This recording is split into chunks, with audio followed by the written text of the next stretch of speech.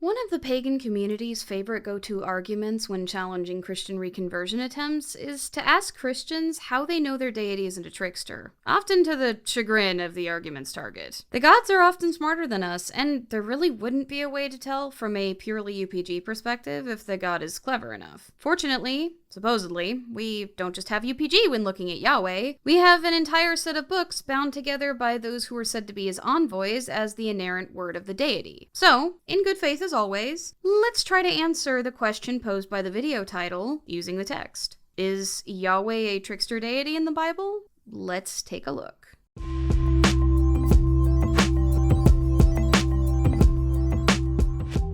Kaidate. The video title on this one is a little long, but instead of just quipping the way I usually do for my intro, I'm gonna explain why. Yahweh is a deity that is honored in several faiths, each of which sees him through theological lenses that disagree with the others. I'm specifically talking about the Christian Yahweh, not the Yahweh of the Tanakh, even though I am going to be referencing Tanakh passages to build my case. The Tanakh is a part of the biblical Old Testament canon of most branches of Christianity, though the New Testament also does vary considerably between branches. Just because I'll be talking about these stories in a literalist sense, as many Christians do for the duration of the video, doesn't mean that I believe they literally happened. The argument I'm about to present does, however, uniquely apply to the Christian conception of this deity, as it's also predicated specifically on the relationship between the Old and New Testament when taken as literal history. If you don't accept both as literal history, only parts may apply or maybe nothing at all. I'm not entirely sure Yahweh fits the trickster subtype in the Tanakh alone, so no disrespect is meant to Judaism or Jewish folks at all. With that disclaimer out of the way, I'll be the first to tell you that I'm not the biggest fan of Carl Jung or Joseph Campbell. Archetypes in mythology, much like domains, can oversimplify our view of a deity.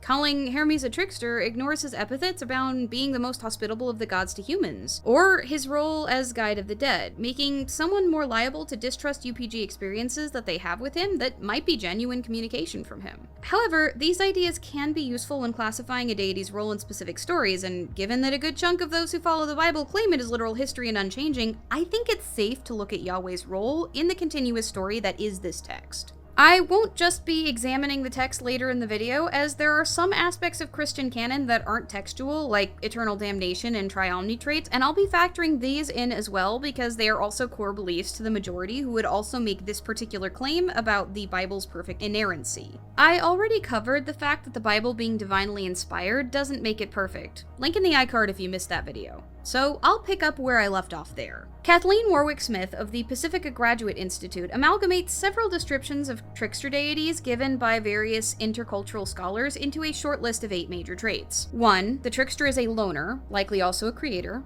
2. The trickster is a deceiver, situation inverter, and trick player. 3. The trickster often has a gender ambiguity about them, is a shapeshifter or is capable of disguise, and can be singular or multiple. 4. The trickster is often a messenger for the gods or an imitator of them, though sometimes they can also recruit other supernatural beings or other beings for their tasks. 5. The trickster often has an excessive appetite, either for offerings or food, carnal satisfaction, or some kind of scatological fascination. 6. The trickster can be revered as a cultural hero or an advocate for cultural heroes. 7. The trickster is amoral, aggressive, vindictive, or vain. And 8. The trickster is able to make us laugh at their foolishness. That's a lot to take in, so let's break it down a bit and see how each of these fits into Yahweh as he's portrayed in the Bible. To begin at the beginning, in Genesis 1:1-2, Yahweh is very much said to be alone. In the beginning, God created the heavens and the earth. Now the earth was formless and void, darkness was over the surface of the deep, and the Spirit of God was hovering over the waters. Now, I understand that there are interpretations of the later passages involving the term Elohim and the idea of a divine council, and we'll get to those later,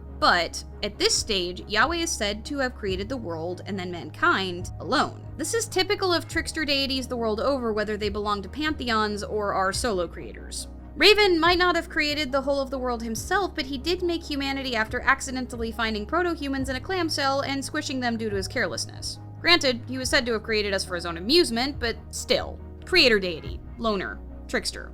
Christians will often claim that Yahweh is in fact the only deity that ever existed, despite the polytheistic leanings of both testaments of the Bible. Link in the iCard if you missed the video that I did on that. Even if you do take a more polytheistic approach and interpret creation as a group effort, the term Elohim as a plurality of gods rather than a title of Yahweh, it's clear he's still a loner of a sort with his own agenda given how he handles the Garden of Eden. Adam and Eve are definitely Yahweh's special project, and he makes that clear at the outset. Later, when handing off the Ten Commandments to Moses, the literal first is that no other gods are to come before him, though the passage is, of course, ambiguous as to the existence of the other deities that you're not supposed to be honoring before him. We'll get into other implications of this later, but for now it's pretty dang clear that Yahweh doesn't want other deities mucking about in his business. This brings us to the second point, the trickster as deceiver. There is a host of examples for this in the Bible. When humanity gets too big for its britches and decides to build a tower into the sky to reach the heavens, Yahweh takes care of the problem by scrambling the ability for everyone to communicate with one another. You know, languages being extremely important for the tower building, the project of course falls apart. One of the easiest to point out is the story of Abraham and Isaac in Genesis 23, where Yahweh tells Abraham to give his son a sacrifice for seemingly no reason. This is often explained away as a test for Abraham's faith, but it's a rather perverse one and turns out to be a trick. He goes to the region of Moriah, and Yahweh tells him not to hurt Isaac because now he knows that Abraham properly fears him, and a ram shows up because he traveled all this way, and Yahweh is clearly still itching for an offering. Abraham is also repeatedly promised children, but receives none at first, ultimately having to devise a plan with his handmaiden in order to have children, as Yahweh doesn't seem all that interested in helping him in this endeavor despite his promises.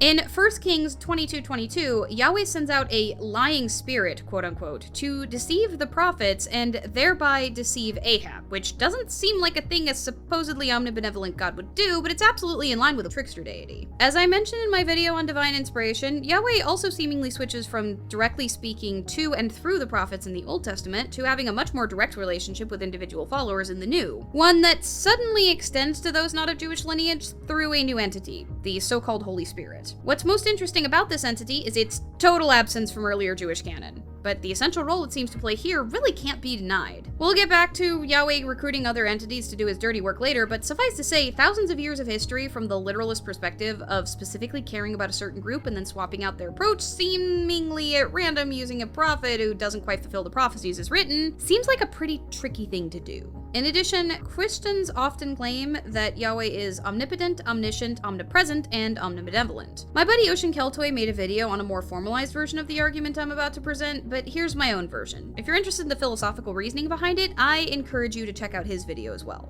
Basically, an omnipotent and omniscient being shouldn't hold any beliefs or knowledge that is untrue, and should also be able to communicate true things exactly as they are in order to be understood how they mean to. Given how many sects of Christianity exist to argue over interpretations of the Bible as a whole document, if Yahweh is omniscient, this either makes him a liar or a deceiver. If he's not a liar but still communicated unclearly, this makes him not omniscient. The fact that his text can be misinterpreted in a way that could potentially send a believer to eternal torment according to common Christian theology, or at the very least get your soul erased on a more benevolent interpretation, at the minimum erases his omnibenevolence. These things make a lot of sense for a trickster. As we'll see in point 7, tricksters have no issues being vindictive, vain, or cruel to their followers if it suits their agenda somehow. The Calvinist argument that many souls were simply created to be damned fits a trickster deity just fine, but far less so an omnibenevolent one, and an omniscient, omnipotent, omnibenevolent God likely wouldn't gamble on free will for salvation, as those traits together would either result in a paradise for its created beings, or at the very least not going out of its way to make a great deal of suffering. Point 3, that tricksters are often gender ambiguous, can disguise themselves and shapeshift, also applies to Yahweh. Yahweh appears as a person walking in Eden, a burning bush, a spirit of wrath, an actual man if the Trinity somehow makes sense to you, and also the Holy Spirit itself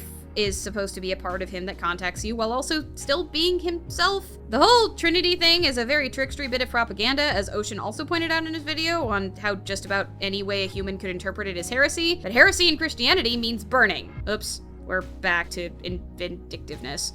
Gotta keep it together. Stay focused, Allie. We'll get there. That gender ambiguity is also found in Genesis, because although God is often referred to in the masculine, if you interpret Elohim as a title, you can see a combination of Hebrew masculine and feminine as a plural, but also singular. This line, "let us make them in our image," and the fact that in one telling man and woman are created together, creates the image of a singular and plural deity in the same way that the Trinity itself does. Granted, the Trinity isn't actually in the Bible as a concept. concept, though each of those beings or parts of Yahweh are individually, but still, I said I'd leave the text where I felt it was appropriate, and I'm sticking to it. We touched on point 4 earlier with tricksters either imitating other gods or recruiting them for their tasks. The whole of the Bible is Yahweh recruiting humans to do his bidding and make good on his promises, then chastising them when they fail despite being an omnipotent being who could very well take care of these things himself. He does get his butt handed to him by Chemosh at least once in 2 Kings after a supposed human sacrifice that was offered by the king of the Moabites to Chemosh, so we know he's not all powerful. The lying spirit we talked about earlier is another recruit, and assuming you take the separate entities interpretation of the Trinity, the Holy Spirit can join the ranks of recruits as well. He had a whale swallow Jonah to try to force him to do his bidding, and numerous other people throughout the text get recruited into his schemes. Sometimes they succeed and become cultural heroes like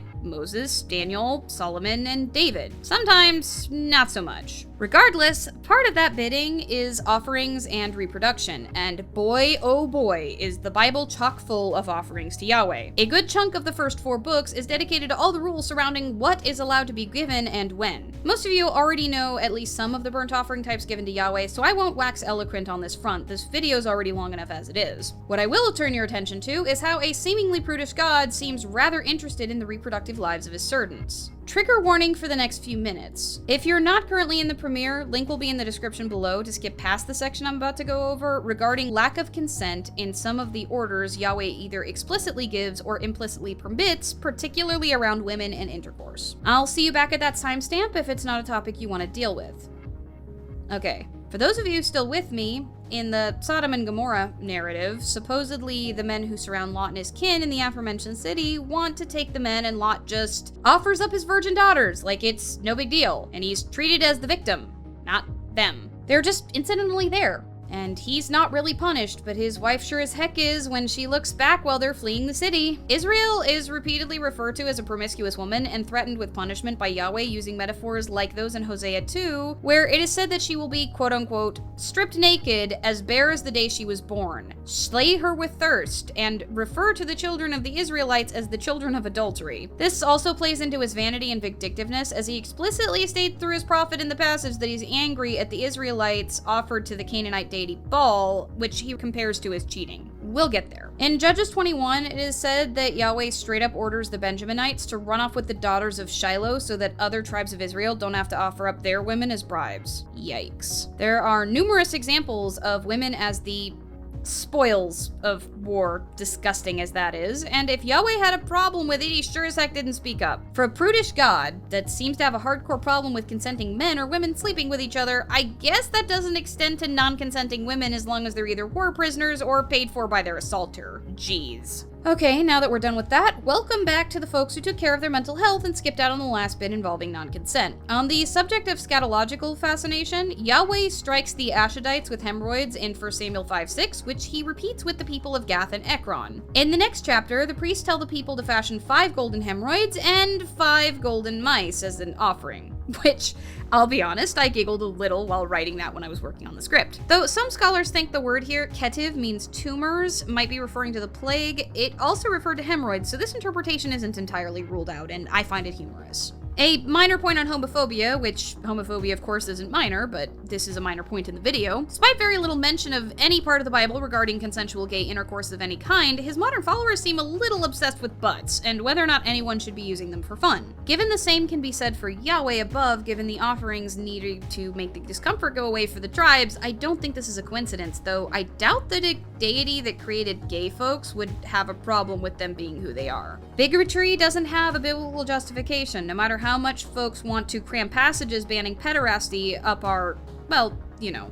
In the section on recruitment, I discussed a few cultural heroes that Yahweh raised up for point 6, but here I'd like to add Jesus, Paul, and the apostles to the mix. Given that, to the Christians, these people count as incredibly important heroes, though Jesus might also be God riding around in a meat suit for a brief period of time, and given how most of them came to fairly tragic ends, as Solomon, David, Moses, Aaron, and Job did. Well, Paul died of old age, I guess, but dying of old age and not the apocalypse you clearly thought was coming in your lifetime in your early writings is its own kind of tragedy. Which brings us to point 7, the one that atheists love to point out and the one that Christians tend to cringe when you bring up. No gods before me, as your first commandment reeks of vanity all on its own. As does comparing your nation to a whore for worshipping another deity. But all that is icing on the cake that is Job's story. Job's entire tragedy revolves around a servant of Yahweh not thinking that Job was actually devout because Yahweh was too nice to him. So Yahweh just up and let the bastard destroy Job's whole life and family. His crops die, his health tanks, and Yahweh even gets snippy with him when he dares to ask why. Suddenly, despite his steadfast faith, he seems cursed by the deity he loves so much. Yahweh also asks him who the hell he thinks he is to question him, then just hands him a new family and happy life all over again, as though that somehow makes up for the trauma that a supposedly omniscient God just allowed to be inflicted by a recruited servant on this poor man. Between this and the deliberate torture that he inflicts on Egypt by repeatedly hardening Pharaoh's heart, which he wouldn't have to do if Pharaoh wasn't at least considering letting the Israelites go, it explicitly says in Exodus that Yahweh wanted to punish the gods of Egypt, which I'll argue he does by basically making the god king of Egypt unable to act on any desire to release the Israelites that he might have had.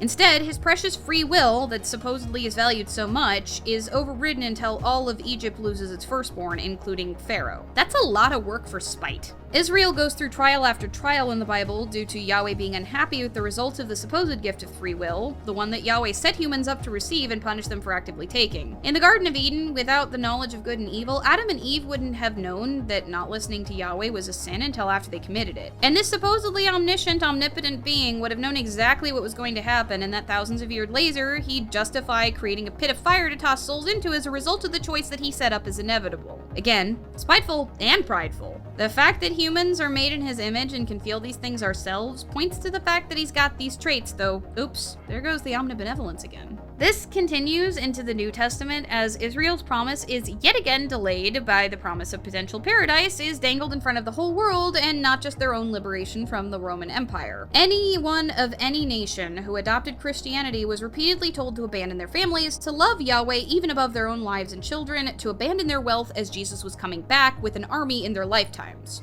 This narrative shifted and Christians began eager to martyr themselves, as they were also told throughout Paul's letters that their suffering was pleasing to God. At least Yahweh in the Old Testament was mostly just angry, not sadistic. The cruelty in the New Testament and the expectations of the loss of personal agency for converts over the promise of a better afterlife are just downright cruel. Your pain is pleasing to biblical Yahweh, apparently. Oof. As for the humorous aspect, the Bible could easily be described as humorless, though one could easily argue that this would be selective editing. Perhaps there's humor in the original text that I'm missing in the Greek and Hebrew, but the lack of humor itself might be a joke played on the people that follow Yahweh as Christians and a challenge to find humor in their lives. It is hard to enjoy life with a stick up your butt after all. Regardless, the confusing and meandering stories of the Bible make a lot more sense in their individual historical context than they do as literal histories a la the interpretation of literalist Christians. But when examining the evidence through the latter lens, how can I conclude anything but that Yahweh is indeed a trickster of the highest order? The Bible itself said that there are many gods and that each of the nations of humanity they recognized at the time were divided as the lot of them. Yahweh is just a selfish loner deity that wanted a particular nation to himself at first and apparently later decided that, nah, he needed the whole world and souls would burn otherwise. He's been clearly beaten by at least one of those other deities, at least once in history according to his own text, yet his followers still claim ineffability and omnipotence, omniscience, and omnipresence.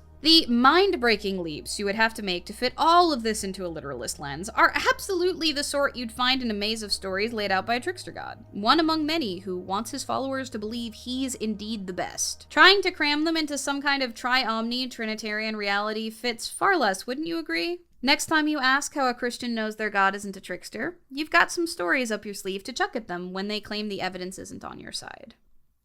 Thank you so much for sticking through that. If you're new here, trick the subscribe button and curse the like with a hemorrhoid. Drop down into the comments and let me know anything that you've seen in the Bible that shows that Yahweh is a trickster. Or just tell me exactly how hot my soul will burn in the end times if that's your speed. Special thanks to my patrons. The last few weeks have been hell on my spoons, and you all have been incredibly patient and supportive despite the fact that I haven't been getting my bonus videos out on time or, well, at all since the new year started. Know that I have plans to fix that and am trying to get my schedule back on track. And thank you again for your patience and understanding. I know I can count on your contributions to help me continue to do my channel full-time every month, and that allows me to experiment with new series or topics that might not be as popular without fear of being able to continue.